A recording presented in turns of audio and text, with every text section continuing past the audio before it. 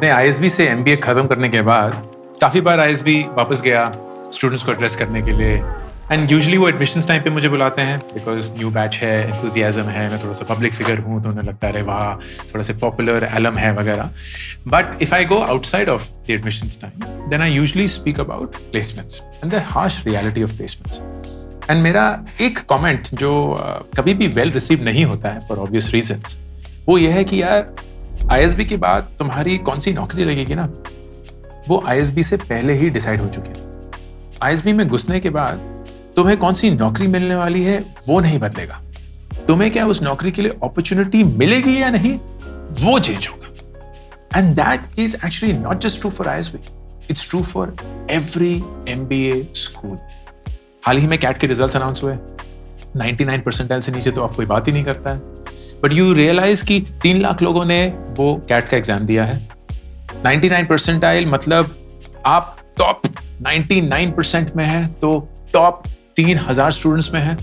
And सारे जो top IIMs हैं A, B, C, L and let's say a few others, they most likely will call you for an interview. लेकिन interview में वो एक सवाल या तो सीधे या घुमा फिरा के पूछेंगे which will number 1 determine कि आप अंदर घुसेंगे भी या नहीं. And then अगर आप घुस गए then your entire 1 to 2 years वाला experience will only prepare you for converting the opportunity. लेकिन opportunity का gamut जो है that has already been decided by your past experience. इस वीडियो में यही जानने की कोशिश करेंगे कि MBA in India की रियलिटी क्या है. वो सच कड़वा होगा लेकिन उस सच को एक्सेप्ट करना हर एक स्टूडेंट के लिए बहुत जरूरी. कोई भी MBA का स्टूडेंट MBA करने के समय पे एक सवाल पूछता है, लेकिन वो मेरे हिसाब से गलत सवाल है. वो सवाल पूछते हैं कि यार MBA स्कूल में घुसा कैसा जाए. जो ओहदे वाले स्कूल हैं, दी IIMs, ISP, SPJN, FMS, इन सब में घुसा कैसे जाए. ये गलत सवाल इसलिए है क्योंकि एक ऐसा सवाल है जो एडमिशंस कमेटी इंटरव्यू के दौरान या तो सीधे या टेढ़े रूप से हमेशा पूछती है. और उस सवाल का जवाब सबसे जरूरी है और वो सवाल है व्हाई एन MBA. आपके लिए, आपके करियर के लिए, आपकी सिचुएशन के लिए, आपके कॉन्टेक्स्ट के लिए, जिंदगी में आप जहां हैं, एक MBA जरूरी क्यों है. एंड हैरानी की बात है कि लोगों को इसका आंसर नहीं पता. मैं जब शुरू में अपना ब्लॉग लिखता था, आज भी लिखता हूं, लेकिन जब आईएसबी से ही निकला था 2007, 8, 9, 10 उस वाले पीरियड में मैं आईएसबी के इंटरव्यू, प्रेप, एडमिशंस प्रोसेस के बारे में बहुत सारे ब्लॉग्स लिखता था. अभी भी आप सर्च कर सकते हैं, मिल जाएगा गूगल पे. एंड उसमें इसी सवाल पे मेरा सबसे ज्यादा फोकस होता था, why an MBA, why an MBA. क्योंकि हर एक टॉप स्कूल इस सवाल का जवाब चाहता है. वो ये जानना चाहते हैं कि क्या आपने सोचा है कि आप सॉफ्टवेयर इंजीनियरिंग से अब इन्वेस्टमेंट बैंकिंग जाना चाहते हैं और आपको लगता है कि एक MBA आपको वहां पहुंचा जाएगा. नहीं पहुंचाएगा, नहीं होता है. क्योंकि रिक्रूटर्स जब आपको देखेंगे एज ए सॉफ्टवेयर इंजीनियर, वो बोलेंगे हाँ शायद मुमकिन है कि ये इन्वेस्टमेंट बैंकिंग कर सकते हैं, लेकिन एक CA जो है वो शायद ये जर्नी ज्यादा आसानी से ट्रैवल कर पाएंगे. तो इफ एवरीथिंग गिवन इक्वल, कि मार्क्स भी सेम है, परफॉर्मेंस सेम है, एक्सपीरियंस मोर और लेस सेम है, I would any day prefer a CA for investment banking than a software engineer or an engineer in general. It's obvious. अगर आप एक commerce background से and आप FMCG मार्केटिंग में जाना चाहते हैं, it's a really hard switch to make. And just because आप IIM अहमदाबाद गए हैं या ISB गए हैं या SPJN गए हैं या XLRI गए हैं, it's not going to happen. Recruiters आके ये नहीं देखते हैं कि अरे वाह क्या बढ़िया स्कूल में गए हो, तुम तो जिंदगी में कुछ भी कर सकते हो. वो ये देखते हैं कि स्कूल से हमें तुम्हारे बारे में पता चला है, जो कि अगर तुम स्कूल में नहीं होते हमें शायद कभी भी पता नहीं चलता, हम तुम्हारी तरफ शायद देखते भी नहीं. तो तुम्हारी अपॉर्चुनिटी सेट खुल गई. लेकिन अपॉर्चुनिटीज जो तुम कन्वर्ट कर सकते हो वो अभी भी डिटरमिन्ड है bye a lot of things, not just your performance and admission in that MBA school. तो वो स्टूडेंट्स जो एक MBA को एक प्लेसमेंट एजेंसी के रूप में देखते हैं, they almost always suffer. मैं अपने ISB बैच की बात कर सकता हूँ. बहुत सारे और लोग जो मैं जानता हूँ IIMs में गए थे, top business schools across the world गए हैं. They have succeeded when they looked at their MBA beyond just a compensation. In fact, compensation was one of the several things they were optimizing for because they knew कि एक MBA सिर्फ salary package ही नहीं, बहुत कुछ और देता है। एक नेटवर्क देता है ऑफ स्टूडेंट्स जो जिंदगी में आगे जाके बहुत छक्के चौके मारने वाले हैं, CXOs बनेंगे, पॉलिटिशियंस बनेंगे, थॉट लीडर्स बनेंगे, एंड उनके थ्रू आपकी अपॉर्चुनिटी जिंदगी में बढ़ती रहेगी। You are always just a phone call away from your batchmate जो किसी कंपनी में CXO लेवल पे है या किसी गवर्नमेंट पब्लिक सेटअप में एक इतने पावरफुल पोजीशन में है that they can tap into you, you can tap into them and make things happen. एक एलुमनाई नेटवर्क मिलता है, सिर्फ आपका बैच ही नहीं, just the fact that you have people before you, you will always have people after you, and you belong to that same school. That's a powerful group to be part of. एक reason है ना कि इतने सारे companies में top CXOs जो हैं वो IIMs हैं, because somewhere down the line the IIM graduates started looking for each other कि यार अगर हमें किसी स्कूल से रिक्रूट करने जाना है, IIMs ही जाएंगे, वहीं से उठाएंगे, उन्हीं को फिर ग्रूम करेंगे, उन्हीं को सारी अपॉर्चुनिटीज मिलेंगी, उन्हीं को ज्यादातर एक एडवांटेजेस, एक प्रेफरेंस, एक इनिशिएटिव मोड में आगे बढ़ाया जाएगा।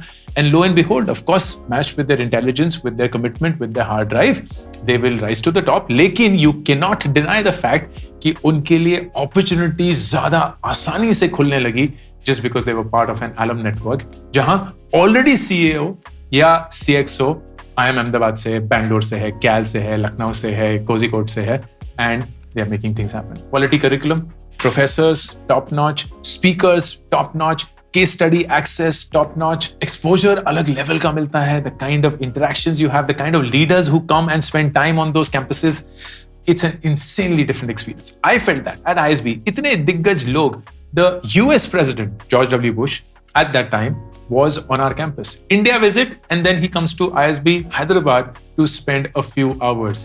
Prime ministers आए हैं, finance ministers आए हैं, election commissioners आए हैं, top photographers, actors, musicians, performers, athletes, हर एक इंसान जिसको आप गिन सकते हैं would be there in any and every category, just coming, and what have you done? Nothing. You're just part of that batch, and you get to experience their life firsthand in a way that you could never ever. And of course, undeniably, placements. और placements इसलिए नहीं क्योंकि salary बहुत ज़्यादा है, placements in the gamut of opportunities that come towards you. क्योंकि convert करना आसान नहीं है, it's actually really hard. एक बिजनेस स्कूल में घुसना रिलेटिवली आसान है, उससे अच्छे से निकल पाना बहुत मुश्किल है। So you need as much bigger an assortment as you can, and वो टॉप बिजनेस स्कूल्स अश्योर करते हैं। टॉप रिक्रूटर्स कम इन, वो अच्छे नंबर्स में रिक्रूट करते हैं, whether it's the top consulting firms, the top investment banks, the top software technology companies, the top FMCG companies, pick any sphere, any industry, and the top companies in numbers उन top business schools में होगी। And हर एक business school की ना एक personality सी बन गई है। Like IIM Ahmedabad is known for consulting and investment banking. IIM Calcutta is known for an engineering bent of mind, thus more inclined to finance. IIM Bangalore, more technology led. IIM Lucknow, very marketing focused. FMS is the best ROI school. SPJN, a very balanced school. ISB, insanely good with product management. XLRI, top HR school. तो हर एक top business school की कहीं ना कहीं एक छवि सी बन चुकी है, उसमें हम फिट होते हैं। But if you ask anybody, यार IIM अहमदाबाद, बैंगलोर, कैल, ISB, लखनऊ, SPJN, XLRI या कोई भी और ऐसे स्कूल, इनमें से कौन सा चूज करोगे? दे लाइक कहीं भी हो जाए। It's almost as if they don't care, because वो इतने इनडिसाइसिव हैं, they haven't answered the question of why an MBA, that they feel कहीं भी घुस जाएंगे हमारी जिंदगी बन जाएगी। एंड यू नो व्हाट, बन भी जाएगी, but nearly not to the same extent as you imagine it to be. और फिर उसके बाद particularly in schools like ISB जहां वर्क एक्सपीरियंस मैंडेटरी होता है, people get into this ROI mindset. ROI ना सिर्फ फीस के ऊपर एक मल्टीपल, बट अपनी करंट सैलरी के ऊपर भी एक मल्टीपल, जो एजुकेशन के पर्पस को ही डिस्ट्रॉय कर देता है। I have always believed education is an investment. मैंने अपनी इनकम के बारे में पिछले हफ्ते एक वीडियो बनाई थी, and you would have seen जब मैं ISB गया और मैं पर आवर कितना अर्न कर रहा था। During ISB it of course dipped क्योंकि I was paying ISB an insanely huge amount to study. लेकिन जैसे ही मैं ISB से निकला, it saw a massive jump. I still earned lesser than what I paid ISB. मेरी ISB की full tuition fees including boarding, lodging, खाना वगैरह सब कुछ करीब 14.5 लाख थी. ISB से मेरी सैलरी का पैकेज 12 लाख था. So on paper I had negative ROI. मैंने जितना दिया उससे कई कम कमाया. बट एक ही साल के अंदर वो 12 25 हो चुका था. एक और साल के अंदर वो 25 33 हो चुका था. तो अगर मैं अपने दिमाग में, अपने जहन में ये डालता कि अरे यार ये क्या बकवास है, 14 का सिर्फ 12 ही मिल रहा है, I would have never gotten to that 33, which happened as if I was some God's gift to humankind, जो कि मैं नहीं हूं. It simply happened because I worked hard, but I also got an opportunity because of ISB that I could not have got on my own. और उस opportunity का growth rate ऐसा था कि in a short period of time, I was at a completely different level. तो अगर आप 3 से 12 लाख रुपए सैलरी कमा रहे हैं और फ्रेशर हैं and you go to a business school, then expect like a 1x return. And if you get more than 1x, be happy. अगर आप 12 से 25 लाख रुपए कमा रहे हैं, expect a 0.5 to 1x return. And you should still be happy क्योंकि वो compound करके very quickly आपको बहुत सारे और मल्टीपल्स देगा over a short period of time. अगर आप 25 लाख से ज्यादा कमा रहे हैं, expect a less than 0.5 multiple. So that you set the right expectations, but more importantly, आप सिर्फ इसी कारणवश कम से कम एक MBA को ड्रॉप तो नहीं करेंगे, even if it is from a top business school. हाँ, ये हो सकता है कि अगर आपके पास बहुत सालों का एक्सपीरियंस है, you skip a regular MBA and go for an executive MBA program. It could be, let's say, the PGPX of IIMs, or it could be the PGP Pro for ISB. बहुत सारे और executive programs हैं. They needn't be fully remote. They could be a combination of hybrid, मतलब remote plus on campus या off campus भी in some centers that they have. बहुत सारे option खुल चुके हैं. But recognize कि सिर्फ पैसे पे एक MBA की डिग्री को तोलना बेवकूफी है. And that instantly counters the why MBA वाला सवाल का जवाब, जो शायद आप सीधे से दे ही नहीं पाएंगे, या आप कोई बकवास चैट जीपीटी जैसा आंसर दे देंगे during an interview, and interviewers को चंद सेकंड में पता चल जाएगा कि आपको कोई आइडिया नहीं आप ये MBA क्यों करना चाहते हैं. Finally, on how does N MBA actually work. जैसे मैंने बताया कि MBA में घुसते हुए आप नियरली डिसाइड कर चुके हैं कि आपका आउटकम क्या होने वाला है. वो MBA आउटकम नहीं बदलेगा, वो MBA उस आउटकम के लिए एक अपॉर्चुनिटी आसानी से प्रेजेंट कर देगा. तो जंप्स या pivots in career are really really hard even with a business school degree. तो अगर आप एक इंजीनियर हैं, मार्केटिंग करना चाहते हैं, आसानी से नहीं होगा. अगर आप सेल्स में हैं और इन्वेस्टमेंट बैंकिंग करना चाहते हैं, आसानी से नहीं होगा. अगर आप एक डिजाइनर हैं एंड प्रोडक्ट मैनेजर में जाना चाहते हैं, आसानी से नहीं होगा. क्या संभव है? बिल्कुल संभव है. क्या आसानी से होगा? नहीं. बेइंतहा मेहनत करनी पड़ेगी, बहुत सारा लक लगेगा, बहुत सारे अपॉर्चुनिटीज को एक साथ अलाइन होना पड़ेगा, तब शायद जाके ये कन्वर्जन होगा. Because recruiters are spoiled for choice.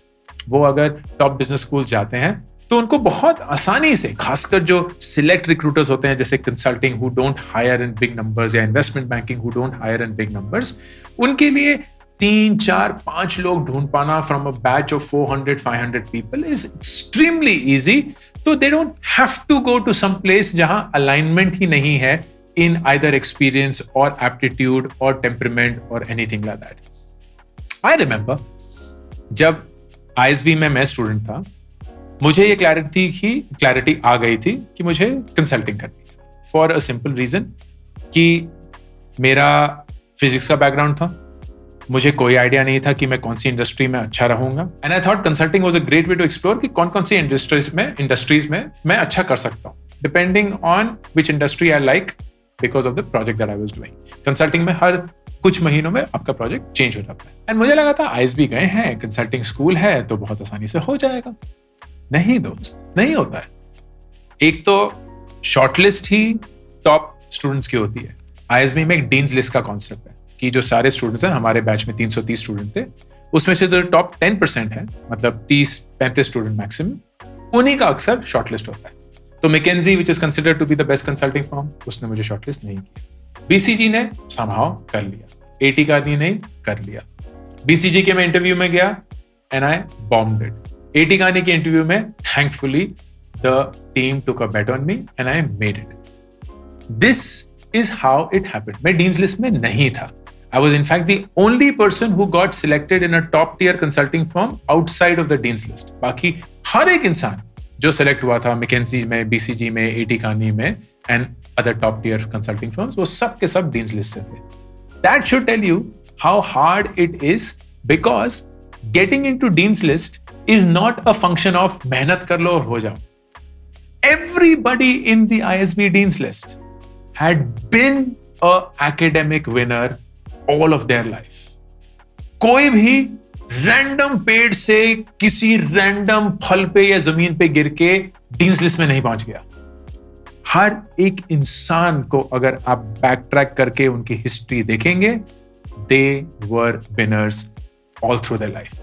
CA top rankers, engineering IIT के gold medalist, कोई टॉप डॉक्टर, कोई टॉप लॉयर, कोई टॉप इधर उधर. Everybody was academically a winner all along.